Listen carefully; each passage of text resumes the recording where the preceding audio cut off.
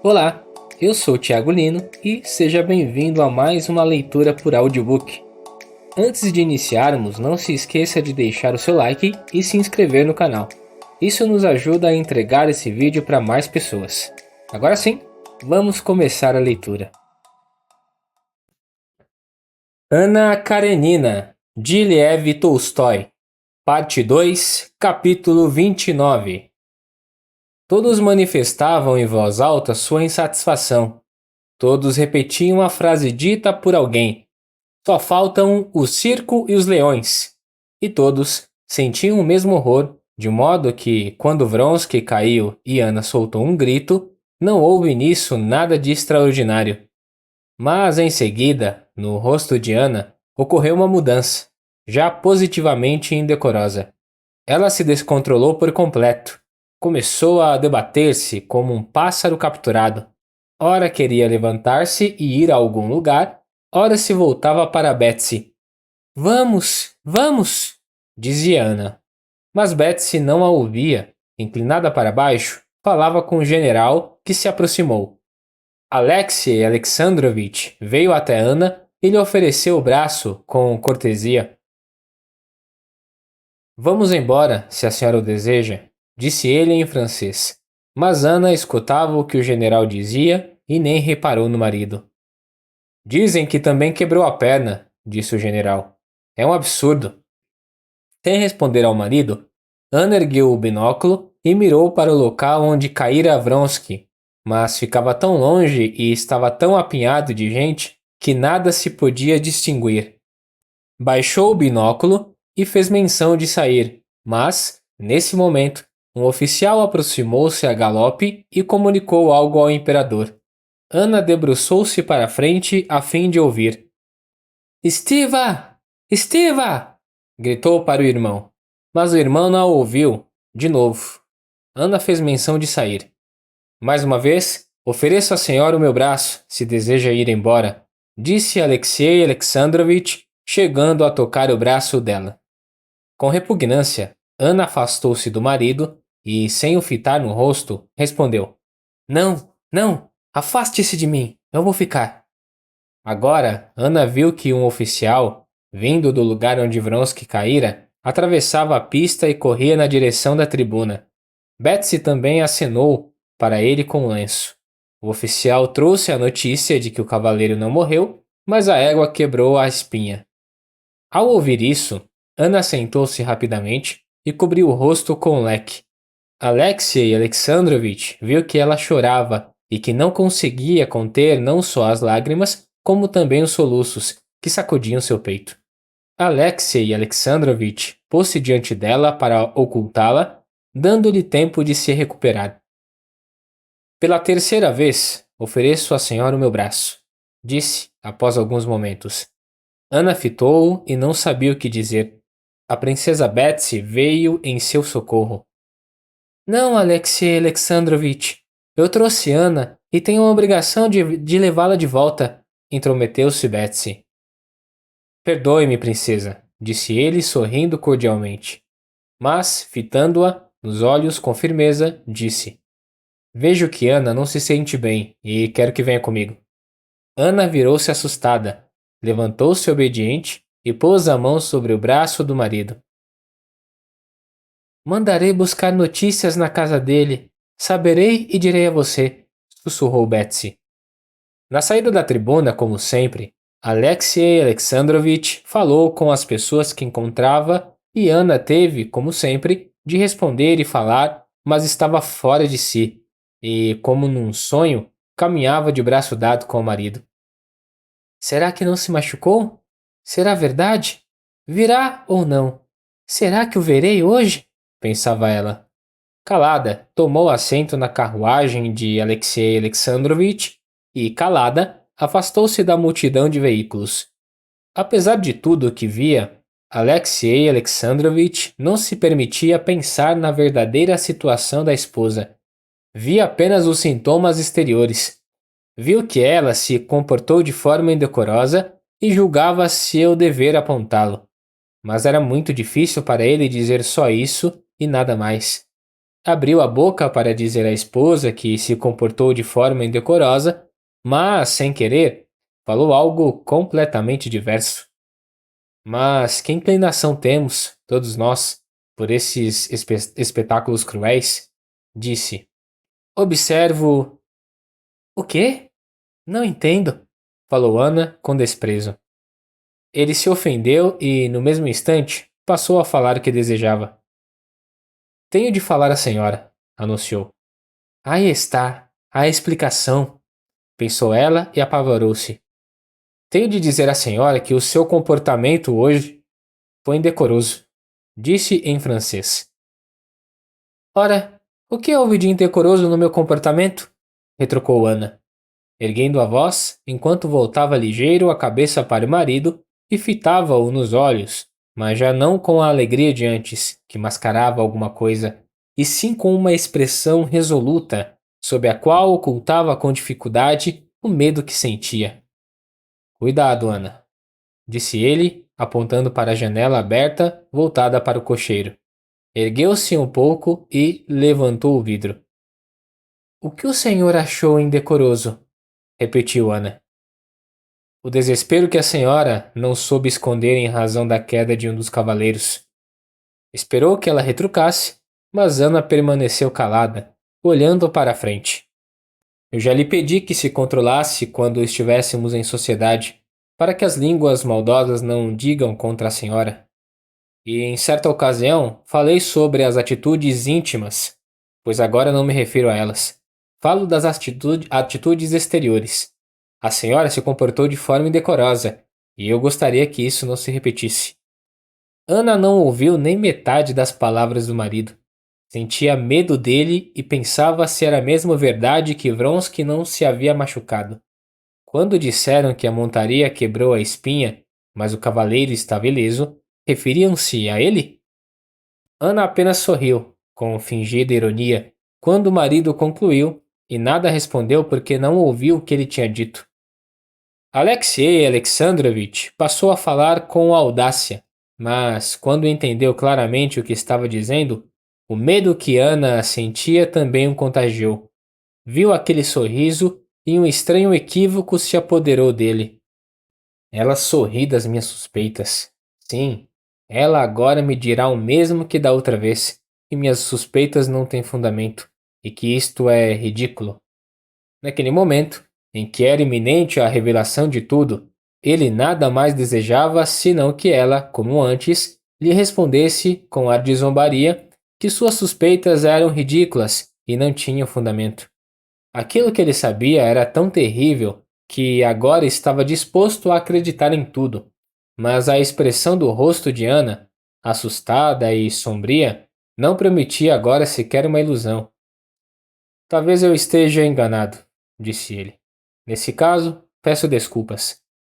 Não, o senhor não se enganou, respondeu Ana lentamente, depois de fitar com desespero o rosto frio do marido. O senhor não se enganou. Sim, eu fiquei desesperada e não posso evitá-lo. Ouço o senhor e penso nele. Eu amo ele. Sou a amante dele. Não consigo suportar o senhor. Eu, na verdade, tenho medo de você. Eu o desprezo. Faça de mim o que quiser. Deixando-se cair para trás no canto da carruagem, ela desatou a soluçar, cobrindo o rosto com as mãos.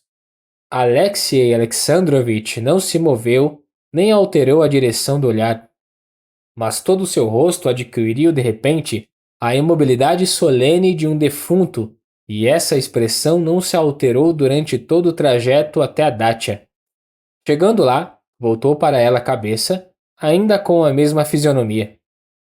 Muito bem, mas exijo que, daqui por diante, a observância das condições exteriores do decoro. Sua voz começou a tremer. Enquanto tomo as providências que salvaguardem minha honra, e delas farei parte a senhora. Saiu da carruagem e ajudou a descer. Ante o olhar dos criados, apertou a mão da esposa em silêncio, voltou para a carruagem e partiu rumo a Petersburgo. Logo depois, veio um criado da princesa Betsy e trouxe um bilhete para Ana. Mandei saber do estado de saúde de Vronsky e ele me escreveu que está bem, ileso, mas desesperado. Então ele virá, pensou Ana. Como fiz bem em contar tudo para ele. Olhou para o relógio, ainda faltavam 3 horas, e as lembranças dos detalhes do último encontro fizeram-se um sangue ferver. Meu Deus, como está claro! É terrível, mas adoro ver o seu rosto e adoro essas luzes fantásticas. O meu marido. Ah, sim, bem, graças a Deus, tudo com ele está acabado. Capítulo 30. Como em toda parte onde pessoas se reúnem, também na pequena estação de águas alemã, para onde tinham viajado os Tcherbatsky, agora ocorria uma espécie de cristalização da sociedade que, como hábito, determinava um lugar preciso e imutável para cada um de seus participantes. Assim como, de forma precisa e imutável, uma partícula de água adquire, sob o frio gélido, a conhecida forma do cristal de neve. Também cada pessoa nova que chegava à estação de águas ocupava imediatamente o seu devido lugar. O príncipe Sherbatsky e a sua esposa e filha, pelos aposentos que ocuparam, pelo seu nome, pelas amizades que fizeram, imediatamente se cristalizaram em seu lugar preciso, a eles destinados de antemão. Nesse ano, na estação de águas, havia uma verdadeira princesa, e por isso a cristalização da sociedade se dava de uma forma ainda mais rigorosa. A princesa Tcherbatskaya queria, por força, apresentar sua filha à princesa e, logo no segundo dia, realizou-se essa cerimônia. Kitty fez uma reverência graciosa, curvando-se até embaixo, em seu vestido de verão encomendado em Paris, muito simples, ou seja, muito elegante. E a princesa disse: Espero que as rosas logo retornem a esse belo rostinho. E, para os Tcherbatsky, estabeleceram-se de imediato e com rigor determinados rumos na vida, dos quais já não era possível desviar-se. Os Tcherbatsky também travaram conhecimento com a família de uma lady inglesa, com uma condessa alemã e seu filho, ferido na última guerra, com um sábio sueco e com Mr. Canut e sua irmã. Mas o círculo social mais importante dos Tcherbatsky se formou espontaneamente em torno de uma senhora moscovita, Maria Yevgenievna Kitisheva, e da sua filha, de quem Kitty não gostava porque, como ela, adoecera por amor, e também de um coronel moscovita que Kitty, desde a infância, via e conhecia de uniforme e de dragonas, e que ali, com seus olhinhos miúdos, seu pescoço descoberto e sua gravata colorida, parecia extraordinariamente ridículo e enfadonho, sobretudo porque era impossível livrar-se dele. Quando tudo isso se estabeleceu de forma rígida, Kitty se sentiu muito entediada, ainda mais porque o príncipe partiu para Carlsbad e ela ficou sozinha com a mãe. Kitty não se interessava pelas pessoas que conhecia, percebendo que delas nada viria de novo. Agora, seu principal interesse afetivo na estação de águas eram as observações e as conjecturas sobre as pessoas que não conhecia. Em razão de um traço do seu caráter, Kitty sempre supunha haver as melhores qualidades nas pessoas, em especial naquelas que não conhecia. E agora, enquanto fazia conjecturas sobre quem eram essas pessoas, quais as relações entre elas e como eram, Kitty imaginava os caracteres mais admiráveis e perfeitos e encontrava a confirmação disso em suas observações. Entre essas pessoas, Kitty se interessava em especial por uma jovem russa, que veio à estação de águas com uma senhora russa enferma, Madame Stahl, como todos a conheciam. Madame Stahl pertencia à mais alta sociedade, porém estava tão doente que não conseguia andar e só nos raros dias de tempo bom aparecia no Parque das Águas em seu carrinho de inválida. Mas, menos pela doença do que pelo orgulho, conforme explicava a princesa, Madame Stahl não se dava com nenhum dos russos. A jovem russa cuidava de Madame Stahl e, além disso, como Kitty notou, travava amizade com todos os doentes graves, numerosos na estação de águas, e cuidava deles do modo mais natural possível. Essa jovem russa, segundo as observações de Kitty, não era parente de Madame Stahl e, por outro lado, tampouco era uma ajudante assalariada. Madame Stahl a chamava de Varienka e os outros de Mademoiselle Varienka. Além de interessar-se pelas observações em torno do relacionamento dessa jovem com a senhora Stahl e também com outras pessoas desconhecidas, Kitty, como ocorre muitas vezes, experimentava uma inexplicável simpatia por essa Mademoiselle Varienka e sentia, pelos olhares que cruzavam, que também era estimada. Mademoiselle Varienka não estava propriamente na primeira juventude. Parecia antes uma criatura sem juventude. Podia-se dar a ela 19 ou 30 anos. Bem analisadas suas feições, apesar da cor doentia do rosto, era antes bonita do que feia. Também era bem constituída, não fosse uma excessiva secura do corpo e a cabeça desproporcional em relação à estatura mediana, mas não devia parecer atraente para os homens. Era semelhante a uma flor bonita que, embora ainda cheia de pétalas, já murchava sem perfume. Além do mais, não podia parecer atraente para os homens também porque lhe faltava aquilo que havia de sobra em Kitty: um contido fogo de vida e a consciência do que possuía de atraente. Ela sempre parecia ocupada com afazeres sobre os quais não podia haver nenhuma dúvida e, por isso, ao que parecia, não poderia interessar-se por nenhuma outra coisa. Esse contraste em relação a ela mesma é o que atraía Kitty. Sentia que nessa jovem, na sua forma de viver, encontraria um modelo do que agora procurava aflitivamente. Os interesses da vida, a dignidade da vida, à margem das relações mundanas repugnantes para Kitty, entre moças e homens, algo que agora lhe parecia o vergonhoso monstruário de mercadorias, à espera de um comprador. Quanto mais Kitty observava a sua amiga desconhecida, mais se convencia de que a jovem era aquela criatura absolutamente perfeita que ela havia imaginado, e maior era a vontade que sentia de conhecê-la. As duas moças encontravam-se várias vezes por dia, e a cada encontro, os olhos de Kitty diziam: "Quem é a senhorita? O que é a senhorita? Será verdade que é essa criatura encantadora que imagino? Mas, pelo amor de Deus, não pense", acrescentava seu olhar, "que eu pretenda forçá-la a me conhecer. Simplesmente admiro a senhorita e gosto da senhorita. Também eu gosto da senhorita, que é muito, muito gentil. E ainda gostaria mais se tivesse tempo", respondia o olhar da desconhecida. De fato, Kitty notava como ela vivia sempre atarefada. Ora acompanhava crianças de famílias russas de volta do parque de águas, ora levava uma manta para uma enferma e a agasalhava, ora tentava distrair um doente irritado e ora escolhia e comprava biscoitos para o café de alguém. Pouco depois da chegada dos Tcherbatsky, apareceram na estação de águas outras duas pessoas que atraíram para si uma atenção geral e hostil. Eram elas um homem muito alto e curvado, de mãos enormes, casaco velho e curto para a sua altura, olhos pretos, ingênuos e ao mesmo tempo assustadores, e uma mulher graciosa, com marcas de varíola, vestida com muito mau gosto.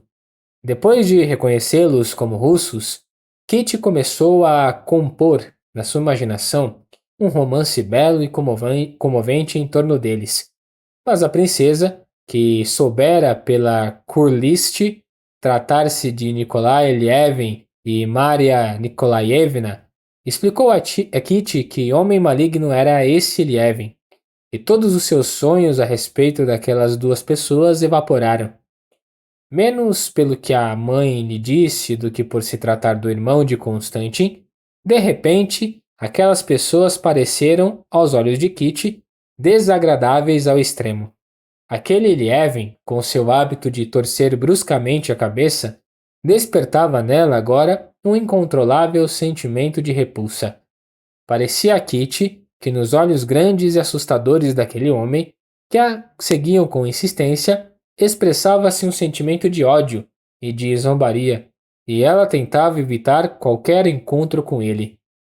Capítulo 31. Era um dia de tempo ruim, tinha chovido a manhã toda, e os doentes, de guarda-chuva, aglomeravam-se na galeria. Kitty caminhava com a mãe e com o coronel moscovita, que ostentava alegremente sua sobrecasaca de feitio europeu, comprada pronta em Frankfurt. Caminhavam por um dos lados da galeria, na tentativa de evitar Lievin, que caminhava pelo outro lado. Varienka, com seu vestido escuro e o chapéu preto de abas dobradas para baixo, caminhava ao lado de uma francesa cega ao longo de toda a comprida galeria e, a cada vez que passava por Kitty, as duas trocavam um olhar amistoso. "Mãe, posso falar com ela?" perguntou Kitty, que seguia com os olhos a sua amiga desconhecida e notara que ela se dirigia à fonte, onde as duas poderiam encontrar-se. "Sim, se você quer tanto, mas antes saberei a respeito dela, e eu mesma me apresentarei", respondeu a mãe. "O que viu nela de especial? Deve ser uma dama de companhia. Se quiser, eu me apresento a Madame Stahl. Conheci a sua Belle-Sue", acrescentou a princesa, levantando a cabeça com orgulho. Kitty sabia que a princesa se sentia ofendida porque a senhora Stahl parecia evitar contatos com ela. Kitty não insistiu. "Puxa, que encantadora", disse Kitty, olhando para Varienka no momento em que oferecia um copo à princesa. "Vejam como tudo nela é simples, gentil." "Acho divertidos os seus entusiasmos", respondeu a princesa. "Não, é melhor voltarmos", acrescentou, ao notar que Lievin caminhava na direção deles, com a sua senhora e um médico alemão a quem dizia algo em voz alta e irritada. Faziam a curva para voltar atrás quando, de repente, ouviram não mais uma voz alta e sim um grito. Lievin, que havia parado, gritava e o médico também se irritava. Uma multidão aglomerou-se em redor. A princesa e Kitty afastaram-se às pressas, mas o coronel juntou-se à multidão para saber do que se tratava. Após alguns minutos, o coronel alcançou-as de novo. "O que houve?" perguntou a princesa. "Vergonha e indignidade", respondeu o coronel. "Se há algo que se deve temer, é encontrar russos no exterior. Aquele cavalheiro alto cobriu o médico de insultos, lhe disse insolências, porque não o tratava como devia, e até levantou a bengala contra ele. Vergonha, indignidade." "Ah, que desagradável", disse a princesa. "Bem, e como terminou tudo?" Felizmente, nesse momento intrometeu-se aquela que usa um chapéu em forma de cogumelo. "Uma russa, ao que parece", disse o coronel. "Mademoiselle Varienka?" perguntou Kitty, em júbilo. "Sim, sim. Ela havia chegado antes de todos. Tomou aquele senhor pelo braço e o afastou dali." "Veja, mamãe", disse Kitty, "e a senhora se admira que eu me encante com ela." No dia seguinte, ao observar sua amiga desconhecida, Kitty notou que Mademoiselle Varienka já estabelecera com Lievin e a sua senhora as mesmas relações que mantinha com seus demais protegidos. Aproximou-se deles, pôs-se a conversar e serviu de intérprete para a mulher, que não sabia falar nenhuma língua estrangeira. Kitty passou a implorar à mãe, com mais insistência ainda, que lhe permitisse travar conhecimento com Varienka. E, por mais que desagradasse a princesa dar a impressão de tomar a iniciativa no desejo de travar conhecimento com a senhora Stahl, que se dava ares de soberba, tomou informações sobre Varienka e, depois de saber a seu respeito pormenores que permitiam concluir que nada havia de mal nesse conhecimento, embora também pouco houvesse de bom, ela mesma foi a primeira a aproximar-se de Varienka e a apresentar-se. Escolhendo o momento em que a filha tinha ido à fonte e Varienka se detinha diante da confeitaria, a princesa aproximou-se. "Permita que me apresente à senhorita", disse com um sorriso respeitável. Minha filha está encantada pela senhorita, explicou. Talvez a senhorita não me conheça. Eu... É mais do que recíproco, princesa, respondeu Varienka com presteza. Que boa ação a senhorita praticou ontem para o nosso lamentável compatriota, comentou a princesa. Varienka ruborizou-se. Não lembro. Creio que nada fiz, disse. Como não? A senhorita salvou aquele Lievin de uma situação desagradável? Sim, sua companheira me chamou e tentei acalmá-lo. Está muito doente e estava insatisfeito com o médico, e tem o hábito de zelar por esses enfermos. Sim, ouvi dizer que a senhorita vive em Menton com sua tia, creio eu, Madame Stahl. Conheci sua bela Sue. Não, ela não é minha tia. Eu a chamo de mamã, mas não sou parente. Fui criada por ela, respondeu Varienka e de novo ruborizou-se.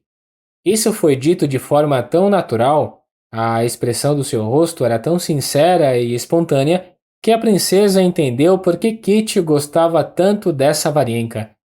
Mas o que há com esse tal de Lievin? Perguntou a princesa. Ele vai partir, respondeu Varienka. Nesse momento, radiante de alegria por sua mãe ter travado conhecimento com a amiga desconhecida, Kitty aproximou-se vindo da fonte. Veja só, Kitty, o seu forte desejo de conhecer a Mademoiselle Varienka, emendou Varienka, sorrindo. É assim que me chamo? Kitty ruborizou-se de satisfação e, sem dizer nada por um longo tempo, apertou a mão da sua nova amiga, que deixou a sua mão inerte, sem corresponder à pressão dos dedos de Kitty. Embora a mão não respondesse ao cumprimento, o rosto de Mademoiselle Varienka reluziu com um sorriso sereno, satisfeito, embora um pouco triste, que deixava à mostra dentes grandes mais magníficos. Há muito que eu também queria isso, disse ela. Mas a senhorita estava tão ocupada. Ao contrário, não tenho nada que fazer, respondeu Varienka, mas, nesse instante, teve de se separar de suas novas conhecidas porque duas meninas russas, filhas de um doente, correram até ela. Varienka, mamãe está chamando! Gritaram. E Varienka a seguiu. Capítulo 32. Os pormenores que a princesa apurou sobre o passado de Varienka, sobre suas relações com Madame Stahl e sobre a própria Madame Stahl foram os seguintes. Madame Stahl, que, segundo alguns, havia atormentado o marido e, segundo outros, foi por ele atormentada em razão de seu comportamento indecente, sempre foi uma mulher doentia e nervosa. Quando teve seu primeiro filho, já depois de separar-se do marido, a criança morreu logo em seguida e os parentes da senhora Stahl, cientes de sua grande sensibilidade e temerosos de que essa notícia a matasse, substituíram o bebê, pondo em seu lugar a filha de um cozinheiro da corte, que nascera na mesma noite e na mesma casa em Petersburgo. Essa criança era a Varienka. Madame Stahl soube mais tarde que Varienka não era sua filha, mas ainda assim continuou a criá-la. Ainda mais porque, logo depois disso, Varienka se viu sozinha, sem parentes. Madame Stahl já vivia no exterior, no sul, em caráter permanente, havia mais de 10 anos, sem nunca deixar o leito. Uns diziam que Madame Stahl adquirira reputação social de mulher virtuosa e muito religiosa. Outros diziam que, de fato, era, no fundo, uma mulher de moral elevada, vivendo apenas para o bem do próximo, como aparentava. Ninguém sabia qual a sua religião, católica, protestante ou ortodoxa. Só havia uma coisa fora de dúvida. Ela mantinha relações amistosas com pessoas da mais alta posição em todas as igrejas e crenças. Varienka vivia todo o tempo com ela no exterior e todos que conheciam Madame Stahl conheciam e estimavam Mademoiselle Varienka como todos a chamavam. Depois de saber todos esses pormenores, a princesa nada encontrou de censurável na aproximação entre sua filha e Varienka, ainda mais porque Varienka tinha maneiras e educação excelentes. Falava otimamente o francês e o inglês, e o mais importante, transmitiu da parte da senhora Stahl seu pesar por estar impedida, em razão da doença, de ter o prazer de conhecer a princesa. Kitty, após conhecer Varienka, sentia-se cada vez mais cativada por sua nova amiga e a cada dia descobria nela novas qualidades. Informada de que Varienka sabia cantar bem, a princesa pediu-lhe que viesse cantar para ela à noite. Kitty toca piano e temos um instrumento conosco.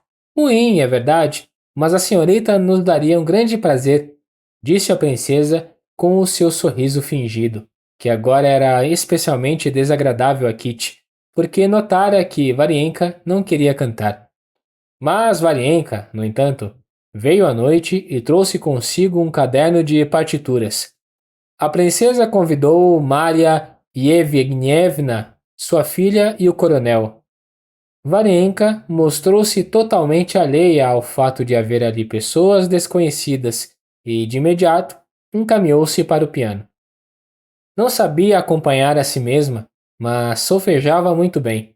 Kitty, que tocava bem, a acompanhou. A senhorita tem um talento extraordinário, disse a princesa, depois de Varienka cantar de forma esplêndida a primeira peça. Maria Yevgenievna e a filha lhe agradeceram e a elogiaram. Vejam, disse o coronel, olhando para a janela. Que plateia se reuniu para ouvi-la. De fato, ao pé das janelas, reunira-se uma numerosa multidão. Fico muito contente que isso lhes dê prazer, respondeu Varienka com naturalidade. Kitty fitava sua amiga com orgulho. Ela se maravilhava com a sua arte, com a sua voz, com seu rosto e, mais que tudo, se maravilhava com a maneira como, pelo visto, ela nada pensava sobre o seu canto e se mantinha completamente alheia aos elogios. Parecia apenas dizer: tenho de cantar mais ou já basta?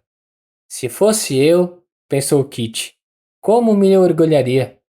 Como ficaria contente ao ver essa multidão sob as janelas, mas para ela não faz a menor diferença. Sua motivação é apenas o desejo de não recusar o que lhe pedem e ser agradável à mamã. Que há nela?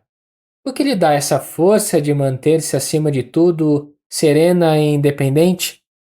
Como eu gostaria de saber isso e de aprender com ela, pensava Kitty enquanto fitava aquele rosto calmo. A princesa pediu que cantasse mais e Varienka entoou outra canção, com a mesma dedicação, com a mesma clareza e perfeição, ereta ao lado do piano e marcando nele o compasso com sua mão magra e morena. A peça seguinte no caderno de partituras era uma canção italiana. Kitty tocou a introdução até o fim e virou-se para Varienka. Vamos pular esta, disse Varienka, ruborizada, com ar assustado e interrogativo. Kitty fixou o olhar no rosto de Varienka. Muito bem, a próxima, disse ela, afobada, virando a página, depois de logo ter compreendido que aquela canção estava ligada a alguma coisa. Não, retrucou Varienka, pondo a mão sobre a partitura e sorrindo. Não, vamos cantar esta mesmo. E cantou com tanta calma e frieza e com tanta precisão como antes.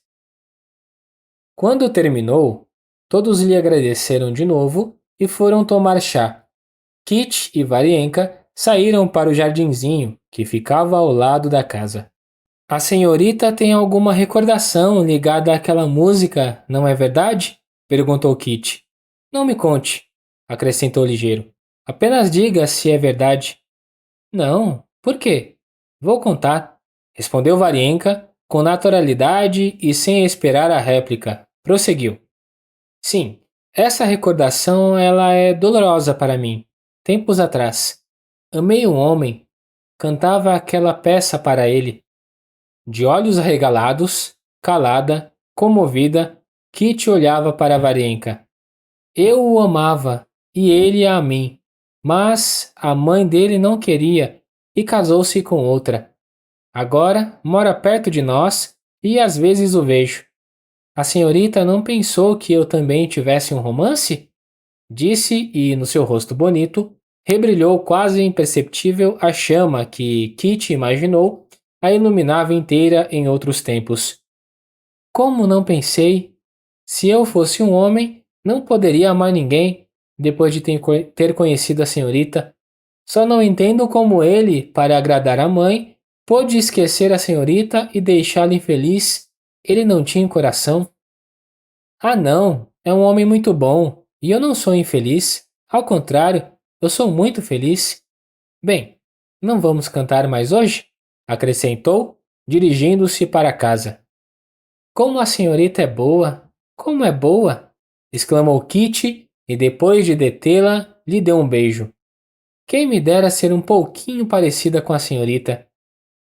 Ora, para que precisa se parecer com outra pessoa? É boa, do jeito que é, disse Varienka, sorrindo com seu sorriso dócil e cansado. Não, eu não sou nada boa. Bem, diga-me. Espere, vamos sentar, disse Kitty, fazendo-a sentar de novo no banco ao seu lado. Diga, não é humilhante pensar que um homem desprezou o seu amor, que ele não a quis? Mas ele não desprezou? Acredito que ele me amava, mas era um filho obediente. Sim, mas e se não fosse pela vontade da mãe, mas apenas dele mesmo? Perguntou Kitty, se dando conta de que revelou seu segredo e de que o seu rosto, afogueado pelo rubor da vergonha, já havia desmascarado. Nesse caso, ele teria agido mal e eu não sofreria por causa dele, respondeu Varienka, compreendendo nitidamente que já não se tratava dela, e sim de Kitty. Mas e a humilhação? Perguntou Kitty. Não se pode esquecer a humilhação? É impossível esquecer, disse, lembrando a expressão de seu rosto no último baile, no intervalo da música. De que humilhação se trata? Acaso a senhorita fez algo de errado? Pior do que errado, vergonhoso. Varienka meneou a cabeça e colocou a mão sobre a mão de Kitty. Mas o que houve de vergonhoso? Disse ela. Acaso declarou seu amor a um homem que se mostrava indiferente à senhorita? Ora, claro que não. Eu jamais falei qualquer coisa, mas ele sabia. Não, não, foram olhares, foram gestos. Mesmo que viva há 100 anos, não esquecerei. Mas como assim? Não estou entendendo. A questão é: a senhorita o ama agora ou não? Disse Varienka, indo direto ao assunto. Eu o odeio. Não consigo perdoar a mim mesma. Ora, mas por quê? A vergonha? A humilhação? Ah, se todos fossem sensíveis como a senhorita, disse Varenka. Não há uma jovem que não tenha experimentado isso, e é tudo tão sem importância. Então, o que é importante? Indagou Kitty, fitando seu rosto com uma surpresa curiosa. Ah, muita coisa é importante, respondeu, sorrindo. Sim, mas o quê? Ah, muita coisa é muito mais importante do que isso, disse Varienka, sem saber o que falar. Mas nesse momento, ouviu-se a voz da princesa da janela. Kitty, está fresco.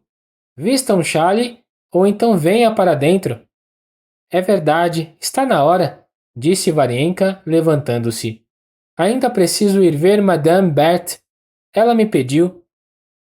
Kitty segurou-a pela mão e, com ardente curiosidade e em tom de súplica, perguntou-lhe mais uma vez, só que com o olhar: O quê? O que é mais importante?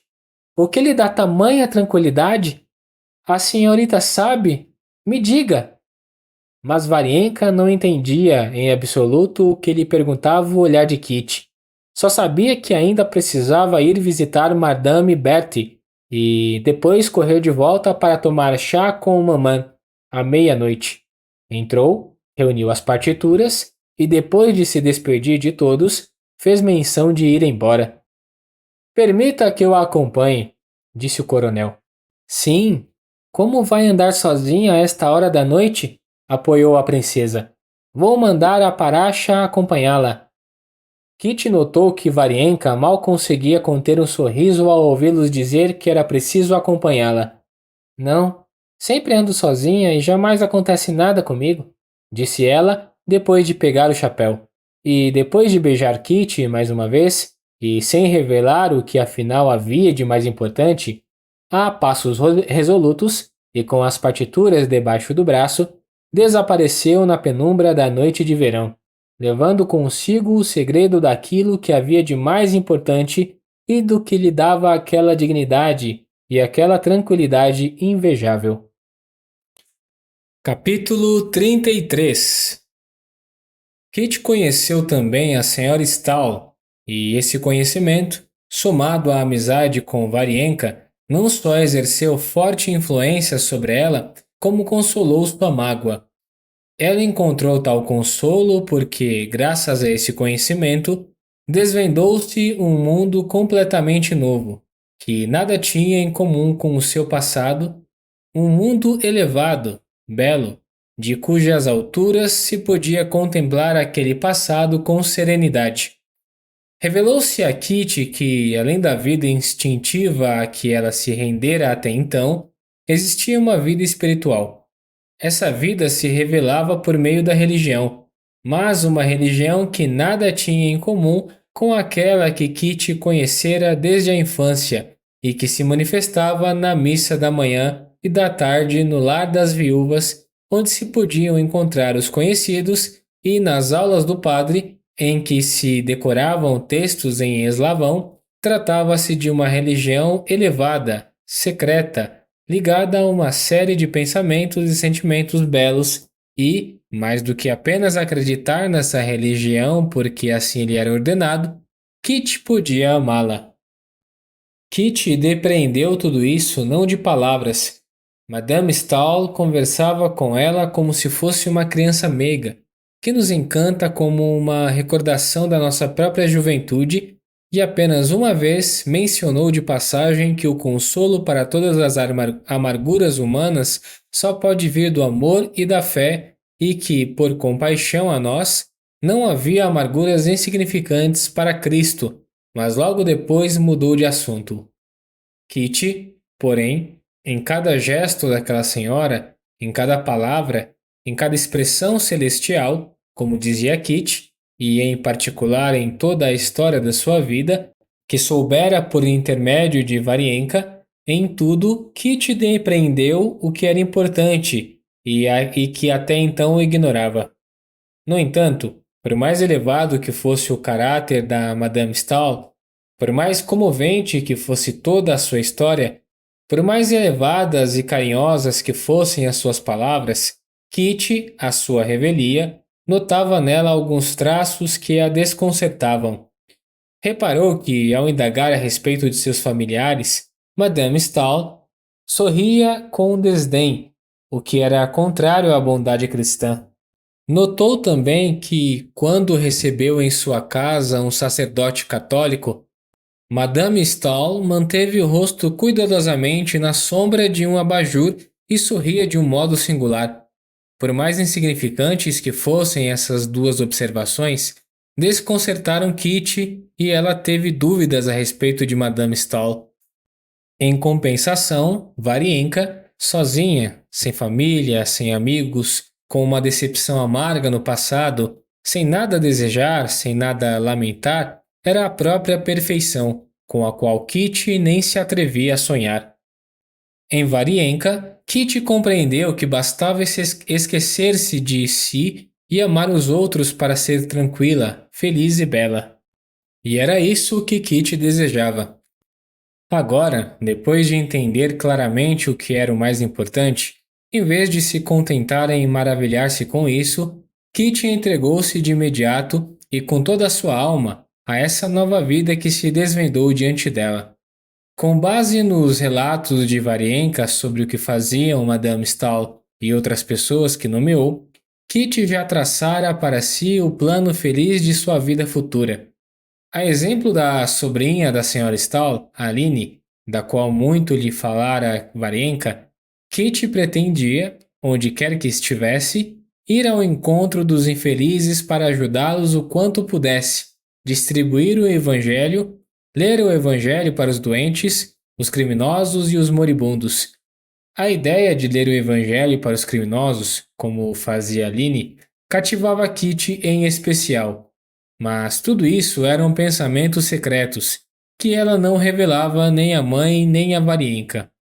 No entanto, à espera do momento de pôr em prática as grandes medidas do seu plano, Kitty agora, na estação de águas, onde havia tantos doentes e infelizes, encontrava facilmente ocasião de aplicar suas novas regras, imitando Varienka. A princípio, a princesa notou apenas que Kitty estava sob forte influência do seu ego, como o chamava, pela senhora Stahl, e, sobretudo, por Varienka.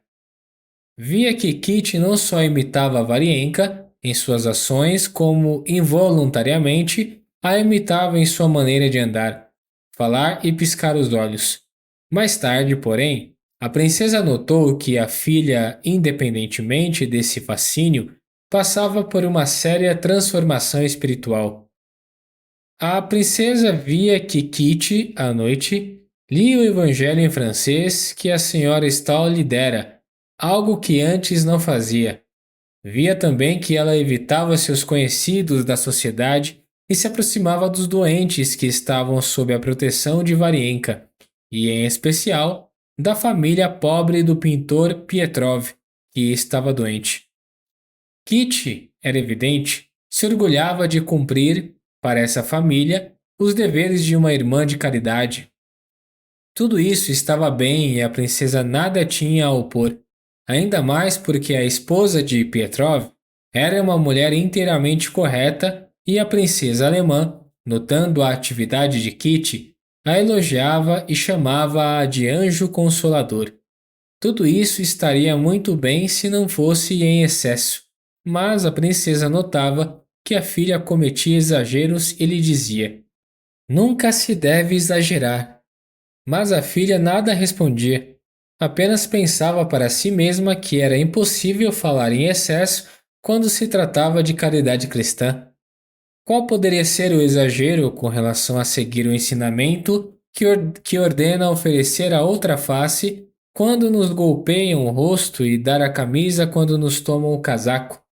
Mas a princesa não gostava desses exageros, e gostava ainda menos de perceber que Kitty não queria abrir todo o seu coração para ela. De fato, Kitty escondia da mãe seus novos pontos de vista e sentimentos. Escondia não porque não respeitasse ou não amasse a sua mãe, mas sim porque era a sua mãe. Ela se abriria antes com qualquer pessoa do que com a mãe. "Por que Ana Pavlovna há tanto tempo não nos visita?" perguntou a princesa, certa vez, referindo-se à mulher de Pietrov. "Eu a convidei, mas ela parece descontente com alguma coisa." "Não, eu não percebi, mamã", respondeu Kitty, ruborizando-se. "Faz tempo que você não os visita?" "Estaremos juntos amanhã para passear pela montanha", respondeu Kitty. "Ora, podem ir", respondeu a princesa, fitando o rosto confuso da filha e tentando adivinhar o motivo do seu constrangimento. Nesse mesmo dia, Varienka veio almoçar e informou que Ana Pavlovna desistira de ir à montanha no dia seguinte, e a princesa notou que Kitty se ruborizou de novo.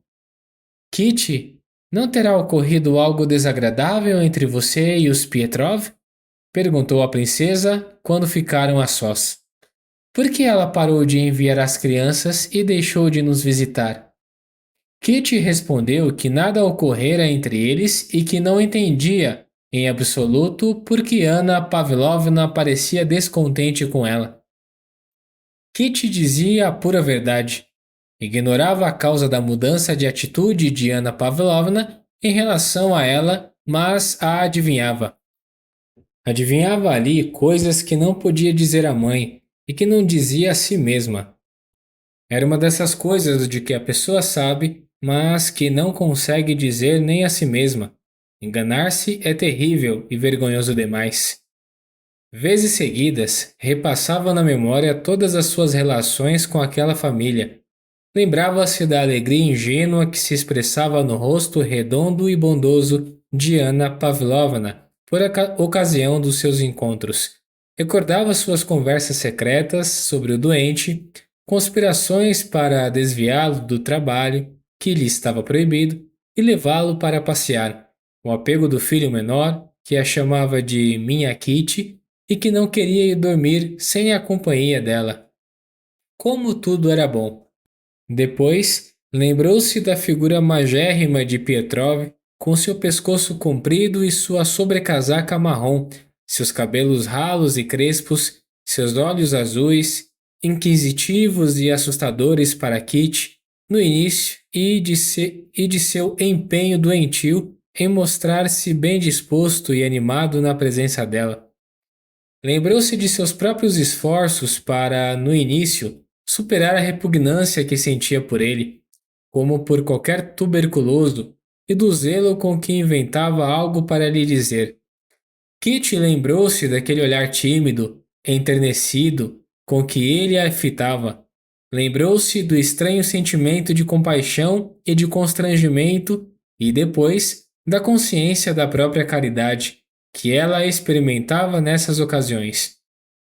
Como tudo isso era bom, mas tudo isso se deu no início. Agora, poucos dias antes, tudo se havia degenerado de repente. Anna Pavlovna recebia Kitty com amabilidade fingida e não cessava de observar Kitty e o marido. Será que a comovente alegria do marido em presença de Kitty era a causa da frieza de Anna Pavlovna? Sim, pensou Kitty. Havia em Anna Pavlovna algo que não era natural, algo totalmente estranho à sua bondade, quando me disse irritada 2 dias atrás. Veja só, ele fica sempre à sua espera, não quer tomar café sem a sua presença, embora esteja horrivelmente fraco. Sim, e talvez ela não tenha gostado quando eu dei ao marido um agasalho. Tudo isso era muito natural, mas ele o recebeu de modo tão embaraçoso, me agradeceu tão demoradamente que até eu me senti confusa. E depois aquele retrato meu, e ele pintou tão bem, mas o principal foi aquele olhar, transtornado e enternecido. Sim, sim, foi isso, repetiu Kitty consigo mesma. Não, não pode ser, não deve ser. Ele dá tanta pena, dizia para si mesma em seguida.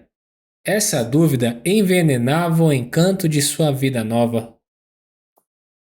Capítulo 34.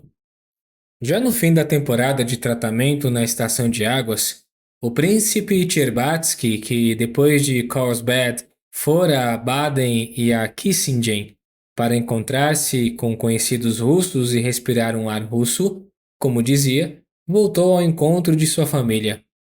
As opiniões do príncipe e da princesa a respeito da vida no exterior eram completamente opostas.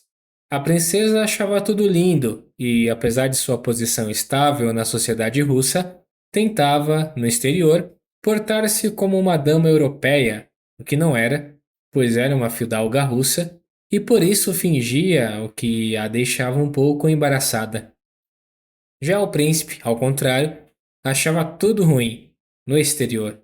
Incomodava-se com a vida europeia, mantinha seus costumes russos e se empenhava deliberadamente em mostrar-se menos europeu do que era de fato.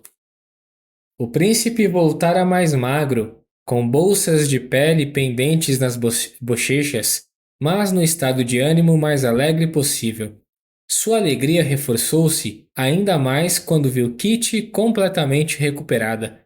A notícia da amizade de Kitty com a senhora Stahl e Varienka e o comunicado da princesa de que havia observado uma certa mudança em Kitty perturbaram o príncipe e despertaram o habitual sentimento de ciúme em relação a tudo que pudesse arrastar a filha para longe dele e o temor de que a jovem estivesse fora do alcance da sua influência, em um domínio inacessível para o pai. Mas essas notícias desagradáveis afogaram-se no mar de boa disposição e de alegria que sempre havia no príncipe e que se revigorava, em especial na estação de águas de Carlsbad. No dia seguinte à sua chegada, o príncipe, com seu sobretudo comprido, com suas pregas russas e as suas bochechas dilatadas, escoradas pelo colarinho engomado, dirigiu-se com a filha rumo ao Parque das Águas, no melhor estado de ânimo possível. A manhã estava linda. As casas asseadas e alegres, com seus jardinzinhos, a imagem do rosto e das mãos coradas das criadas alemãs, grandes apreciadoras de cerveja, que trabalhavam com alegria, e o sol radiante alegravam o coração. Porém, quanto mais o pai e a filha se aproximavam das fontes, mais frequentes eram os encontros com os enfermos, e o aspecto deles parecia ainda mais lamentável em meio às condições habituais da confortável vida alemã. Esse contraste já não surpreendia Kitty. O sol claro, o brilho alegre das plantas, o som da música eram, para ela, a moldura natural de todos aqueles rostos conhecidos e das mudanças, para melhor ou para pior, que ela acompanhava. Mas, para o príncipe, a luz e o brilho da manhã de junho, os sons da orquestra, que tocava uma valsa alegre muito em voga, e sobretudo o aspecto das criadas saudáveis, pareciam algo indecoroso e aberrante ao lado daqueles desoladores cadáveres ambulantes, oriundos de todos os cantos da Europa. Apesar do sentimento de orgulho que experimentava e apesar de parecer ter de volta a sua juventude quando a filha adorada caminhava de braço dado com ele, o príncipe tinha agora a impressão de haver algo incômodo e vergonhoso em seu passo firme, em seus braços e pernas volumosos e fartos de gordura. Provava quase a sensação de um homem nu em público. Apresente-me seus novos amigos, disse para a filha, apertando a mão dela no seu cotovelo. Eu até passei a gostar desta detestável Soden por ter feito tanto bem a você. Mas quanta tristeza há aqui. Quem é aquele? Kitty dizia o nome das pessoas que encontravam, conhecidas ou não. Bem na entrada do parque, encontraram a cega Madame Bertie com sua acompanhante e o príncipe ficou muito contente ante a expressão comovida da velha francesa quando ouviu a voz de Kitty. De imediato, com uma exagerada amabilidade francesa, falou com o príncipe e elogiou-o por ter uma filha tão encantadora e, sem meias palavras, exaltou Kitty às alturas e chamou-a de tesouro, pérola e anjo consolador. Bem, então ela é o segundo anjo, disse o príncipe sorrindo. Kitty diz que o anjo número 1 é Mademoiselle Varienka. Ah, Mademoiselle Varienka é um verdadeiro anjo, concordou Madame Bertie. Na alegria, encontraram a própria Varienka. Ela caminhou rapidamente ao seu encontro, levando uma elegante bolsinha vermelha. Veja, papai chegou, disse Kitty. De maneira simples e natural que marcava todos os seus gestos, Varienka fez um movimento entre a saudação e a reverência e logo passou a conversar com o príncipe, como falava com todos, de modo natural e sem acanhamento. Mas é claro que eu a conheço, e conheço muito bem, disse o príncipe com um sorriso, pelo qual Kitty compreendeu com alegria que o pai havia gostado da sua amiga. Para onde vai com tanta pressa? Mamã está aqui, respondeu, voltando-se para Kitty. Ela não dormiu a noite inteira e o médico recomendou que ficasse ao ar livre. Vou levar-lhe seu trabalho. Então esse é o anjo número 1, exclamou o príncipe quando Varienka se afastou. Kitty viu que o pai queria dizer um gracejo sobre Varienka, mas não o conseguiu, de maneira alguma, porque havia gostado dela. Bem, vamos visitar todos os seus amigos, acrescentou, e também a Madame Stahl, se ela se dignar a me receber. Então você já a conhece, papai? Perguntou Kitty com temor, ao notar que uma centelha de zombaria se acendera nos olhos do príncipe, ante a lembrança de Madame Stahl. Conheci o marido, e também a ela, um pouco, antes de se unir aos pietistas. O que é um pietista, papai? Cortou Kitty, já temerosa ao saber que aquilo que tanto prezava na senhora Stahl tinha um nome. Eu mesmo não sei com exatidão. Só sei que ela agradece a Deus por tudo, por qualquer infortúnio, e agradeceu a Deus quando o marido morreu. Isso é até engraçado porque os dois não se davam nada bem. Mas quem é esse? Que rosto lamentável! Perguntou, depois de notar, sentado num banco, um doente de baixa estatura, de sobretudo marrom e calça branca, que formava pregas estranhas sobre os ossos das pernas, carentes de carne. Esse cavalheiro levantou o chapéu de palha acima dos ralos cabelos crespos, pondo à mostra a testa alta, doentiamente avermelhada por causa do chapéu. É Pietrov, um pintor, respondeu Kitty, ruborizando-se. E aquela é sua esposa, acrescentou, apontando para Anna Pavlovna, que no momento em que passavam, como que de propósito, saiu atrás do filho, que se afastou por uma vereda. Coitado, e que rosto simpático tem ele, disse o príncipe. Por que você não se aproximou? Ele não queria dizer-lhe algo? Bem, então vamos até lá, respondeu Kitty, voltando-se resoluta. Como está a sua saúde hoje? Perguntou para Pietrov. Pietrov levantou-se, apoiando-se na bengala, e olhou tímido para o príncipe. Esta é a minha filha, disse o príncipe. Permita que eu me apresente. O pintor curvou-se e sorriu, pondo à mostra dentes brancos que brilhavam de um modo estranho. Nós esperávamos a senhorita ontem, princesa, disse para Kitty. Ele cambaleou ao falar isso e, repetindo o mesmo movimento, esforçou-se para mostrar que o fizera de propósito. Eu queria ir, mas Varienka disse que Anna Pavlovna mandara avisar que os senhores não iam sair. Como não íamos? Exclamou Pietrov, tornando-se vermelho e logo em seguida começando a tossir enquanto procurava a esposa com os olhos. Anieta! Anieta! Chamou em voz alta e no pescoço fino e branco veias grossas retesaram-se como cordas. Anna Pavlovna se aproximou. Então você mandou avisar a princesa que nós não íamos passear? Sussurrou ele, irritado em sem voz. Bom dia, princesa, disse Anna Pavlovna, com um sorriso fingido, muito diferente da atitude que tinha anteriormente. Muito prazer em conhecê-lo, dirigiu-se ao príncipe. Há muito que o esperavam, príncipe. Você mandou avisar a princesa que não íamos passear? De novo sussurrou o pintor, com voz rouca, ainda mais zangado e, obviamente, irritando-se ainda mais, porque a voz o traía e ele não conseguia dar às suas palavras a expressão que desejava. Ah, meu Deus, pensei que não íamos, respondeu a princesa, aborrecida. Mas como?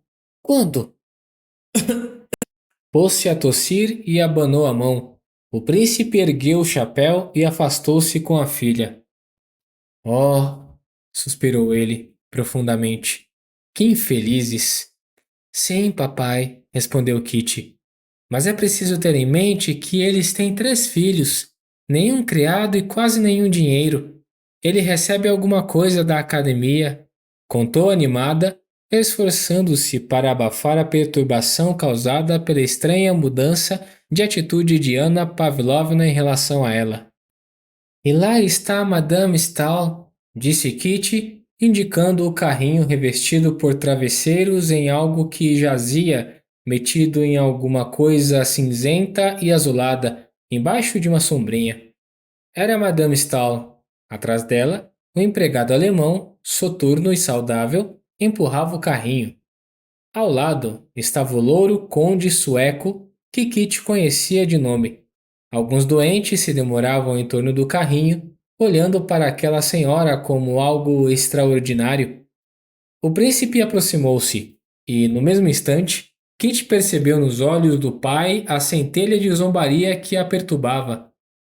Ele se aproximou de Madame Stahl e pôs-se a falar naquele excelente francês que tão poucos falam, agora extremamente refinado e cortês.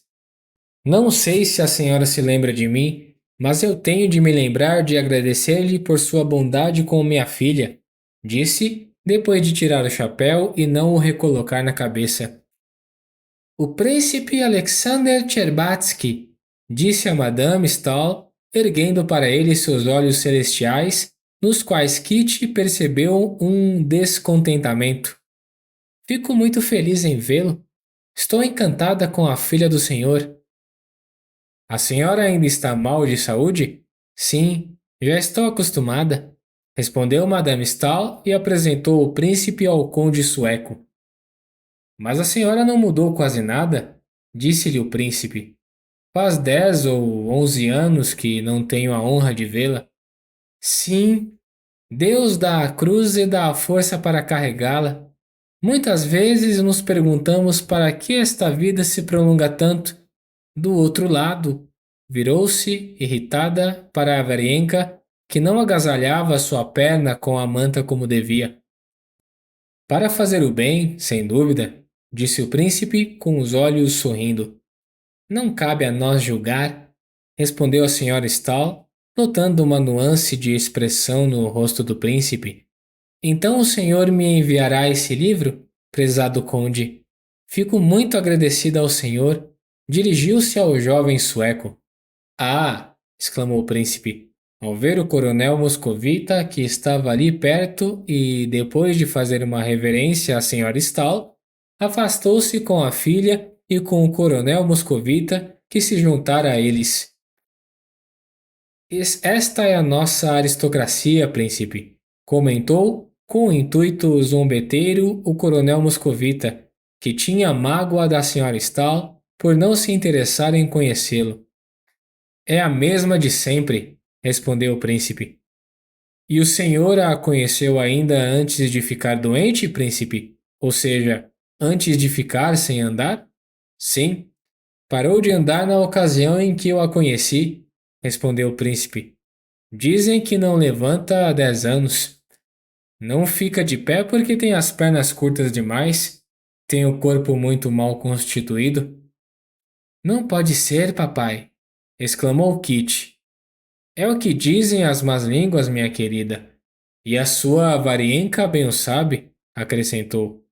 Ah, essas senhoras inválidas.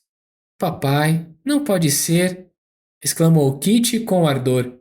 Varienka a adora, e além disso, faz tanta caridade.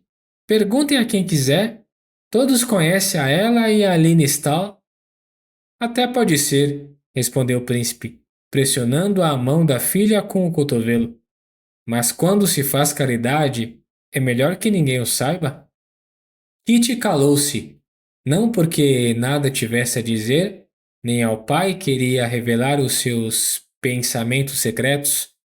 Contudo, por estranho que pareça, apesar de estar pronta a não se submeter à opinião do pai e a não lhe dar acesso ao seu santuário, Kitty sentia que a imagem divina da senhora Stahl, que ela trazia na alma fazia um mês inteiro, se havia perdido irremediavelmente, como desaparece uma figura humana formada por um vestido largado ao acaso, quando se percebe que nada mais é do que uma roupa vazia. Restou apenas uma mulher de pernas curtas, que não se punha de pé porque tinha o corpo mal constituído e que atormentava a humilde Varienka por não a agasalhar direito com a manta. E já nenhum esforço de imaginação conseguiria restabelecer a Madame Stahl que existia antes. Capítulo 35. O alegre estado de ânimo do príncipe contagiou a própria família, os conhecidos e até o hospedeiro alemão em cuja casa estavam alojados os Cherbatsky. Depois de voltar com Kitty do Parque das Águas e convidar o coronel, Maria Yevgenievna Ivarienka para tomar um café em sua casa. O príncipe mandou levar mesa e cadeiras para o jardim e ali, sob o castanheiro, servir o almoço. Até o hospedeiro e a criada animaram-se sob a influência da sua alegria. Conheciam a sua generosidade e, meia hora depois, um médico hamburguês doente, que morava mais acima, olhava pela janela com inveja para aquele alegre grupo de russos saudáveis, reunidos embaixo do castanheiro. Sob a sombra oscilante das folhas redondas, junto à mesa coberta por uma toalha branca e servida de cafeteiras, pão, manteigas e frios, sentou-se a princesa, de coifa com fitas lilazes, que distribuía as xícaras e as fatias de pão. Na extremidade oposta, sentou-se o príncipe, que comia com fartura e conversava em voz alta e alegre. O príncipe colocou ao seu lado as suas compras, pequenos cofres lavrados, bugigangas, espátulas de todos os feitios, que comprou aos montes em todas as estações de água e distribuía-as a todos, inclusive a Lieschen, a criada, e ao hospedeiro, com quem gracejou no seu alemão comicamente ruim, garantindo que não fora a água que havia curado Kitty, e sim a sua excelente cozinha, sobretudo a sopa de ameixa preta. A princesa zombava do marido por causa de seus hábitos russos, mas estava mais animada e alegre do que em qualquer outro momento daquela temporada na estação de águas. O coronel, como sempre, sorria das brincadeiras do príncipe, mas no tocante à Europa, que ele, ao seu juízo, analisava com minúcia, tomava o partido da princesa. A bondosa Maria Yevgenievna rolava de rir de qualquer coisa que o divertido príncipe falasse a Varienka, coisa que Kitty jamais vira. Sucumbia ao riso fraco, mas contagiante que as brincadeiras do príncipe lhe provocavam. Tudo isso alegrou Kitty, mas ela não podia deixar de se preocupar. Não conseguia solucionar o problema que o pai, sem querer, lhe apresentara com a sua maneira alegre de encarar suas amigas e essa vida, a qual Kitty tanto se afeiçoara. A tal problema vinha também somar-se a mudança de atitude de Anna Pavlovna, que hoje se havia manifestado de maneira tão flagrante e desagradável. Todos estavam alegres, mas Kitty não conseguia alegrar-se e isso a atormentava ainda mais. Sentia algo semelhante ao que experimentava na infância, quando, de castigo, não podia sair do quarto e ouvia lá fora as risadas alegres das irmãs. Mas para que comprou essa montanha de coisas? Perguntou a princesa, sorrindo ao entregar ao marido uma xícara de café. Ora, a gente sai para caminhar e tudo corre muito bem, até que passa por uma loja e de lá pedem que você compre. Eminência, Excelência, Alteza. Pois bem, quando gritam Alteza, eu já não resisto. São 10 thalers a menos. Isso é por puro tédio, disse a princesa. Claro, é o tédio. Um tédio tão grande, mãezinha, que a gente nem sabe onde se enfiar. Como pode entediar-se, príncipe? Há tanta coisa interessante aqui na Alemanha, disse Maria Yevgenievna. Sim, conheço tudo o que há de interessante. Conheço a sopa de ameixa preta, conheço o chouriço com ervilha, conheço tudo. Não. Diga o que disser, príncipe. As instituições deles são interessantes, objetou o coronel. Mas interessantes em quê? Todos vivem satisfeitos, como moedas de cobre. Venceram todo mundo. Muito bem, mas em que isso me deixa satisfeito? Não venci ninguém e tenho de descalçar as próprias botas e ainda por cima deixar de lado de fora da porta da casa deles. Tenho de levantar de manhã cedinho, vestir-me logo depois, ir à sala beber um chá horroroso. Que diferença lá em casa. Acordamos sem a menor pressa, irritamo-nos com alguma coisa, resmungamos, ficamos bem de novo, refletimos sobre tudo e nada de afobação. Mas tempo é dinheiro. O senhor se esquece disso? Comentou o coronel. Depende do tempo. Há um tempo em que se troca o mês inteiro por uma moedinha de 50 copequês e um outro em que não se troca meia hora por dinheiro nenhum do mundo.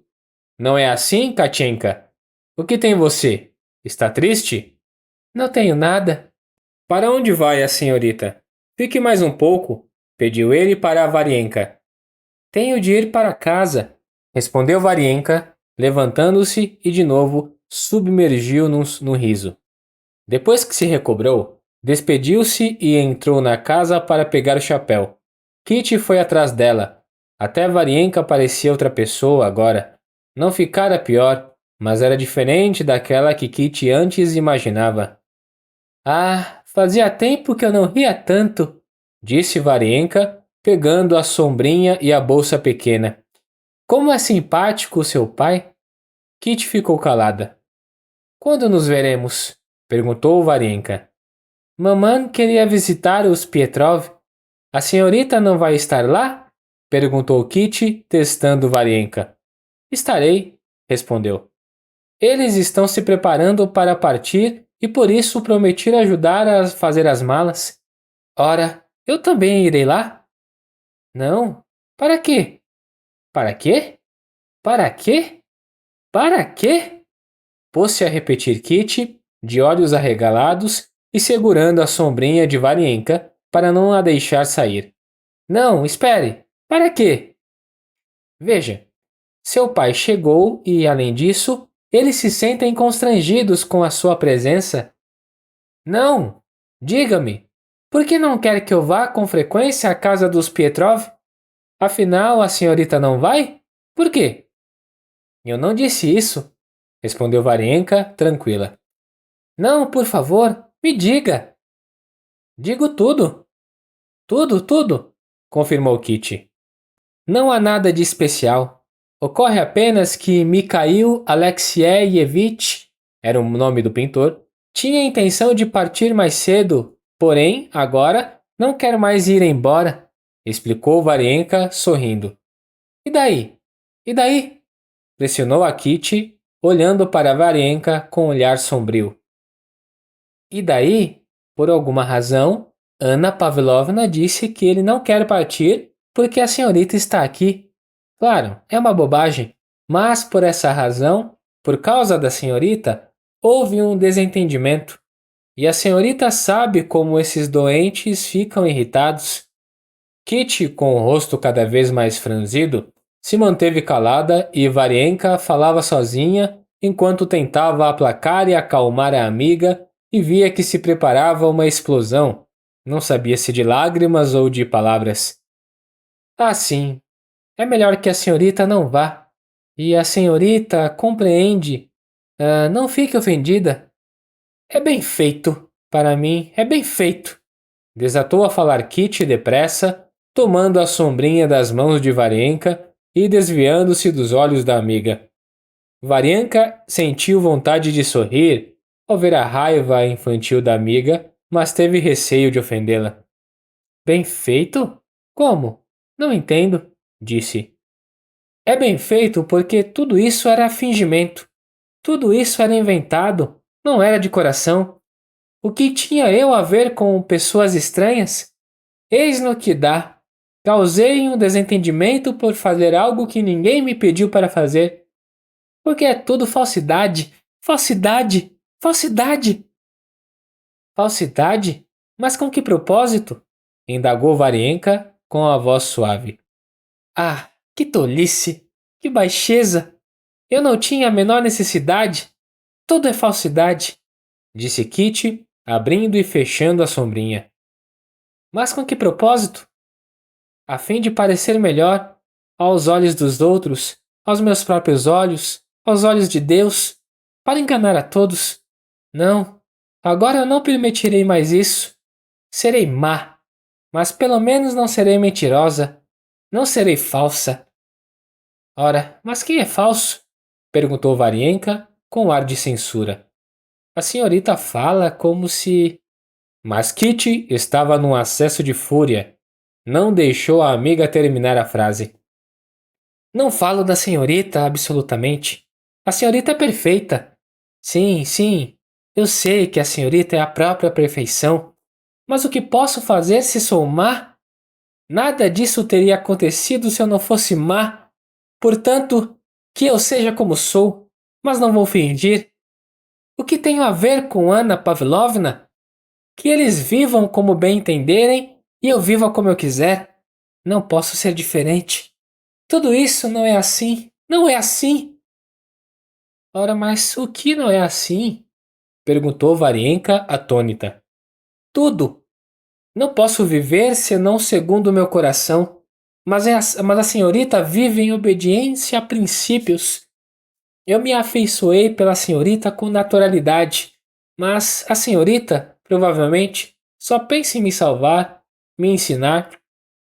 Está sendo injusta, disse Varienka. Mas nada estou dizendo a respeito dos outros. Estou falando de mim mesma. Kitty? Ouviu-se a voz da mãe. Venha cá! Mostre ao papai o seu colar de corais. Kitty, com ar altivo, sem reconciliar-se com a amiga, pegou na mesa o colar de coral dentro de uma caixinha e foi ao encontro da mãe. Ora, o que tem você? Por que está tão vermelha assim? Perguntaram a mãe e o pai a uma só voz. Nada, respondeu. Volto logo. E correu de novo para dentro. Ela ainda está aqui, pensou. O que vou dizer a ela, meu Deus? O que eu fiz? O que foi que eu falei? Por que eu a ofendi desse jeito? O que vou fazer? O que vou dizer a ela? Pensava Kitty e deteve-se à porta. Varienka, de chapéu e com sombrinha nas mãos, estava sentada à mesa, examinando a mola que Kitty havia quebrado. Então, ergueu a cabeça. Varienka, me desculpe, sussurrou Kitty, aproximando-se. Não lembro o que falei. Sinceramente, eu não queria causar um desgosto a você, disse Varienka sorrindo. E assim, a paz foi selada. Mas para Kitty, a partir da vinda do pai, todo aquele mundo em que ela vivia se modificou. Kitty não renegou tudo o que aprendeu, mas compreendeu que enganava a si mesma ao pensar que poderia ser o que quisesse. Ela pareceu despertar, deu-se conta de toda a dificuldade que havia em manter-se sem falsidade e sem jactância nas alturas a que se desejava elevar-se. Além disso, deu-se conta de todo o peso daquele mundo de sofrimento, de pessoas doentes e moribundas em que ela vivia. Os esforços que empenhava contra si mesma para gostar disso lhe pareceram torturantes e sentiu uma vontade de respirar ar puro, o mais rápido possível, na Rússia, em Yergushov, para onde, soubera por cartas, já seguira a sua irmã Dolly com os filhos. Mas seu afeto por Varienka não se enfraqueceu. Ao despedir-se, Kitty suplicou a ela que fosse visitá-los na Rússia. Irei quando a senhorita casar, respondeu Varienka. Eu jamais casarei. Bem, então jamais irei. Bem, então vou me casar só por isso. Veja bem, é uma promessa. Não esqueça, disse Kitty a Varienka. Os prognósticos do médico se cumpriram. Kitty voltou para casa, para a Rússia, curada. Não estava tão despreocupada e alegre como antes, mas sentia-se tranquila e suas tristezas de Moscou transformaram-se numa recordação. E chegamos ao final do vídeo. Tá gostando do nosso conteúdo? Então não se esqueça de deixar o seu like, se inscrever no canal e coloca aqui nos comentários o que está achando da história. Aproveita para dizer qual outro audiobook você gostaria de encontrar aqui no canal. Muito obrigado por nos ouvir e nos vemos na próxima. Tchau!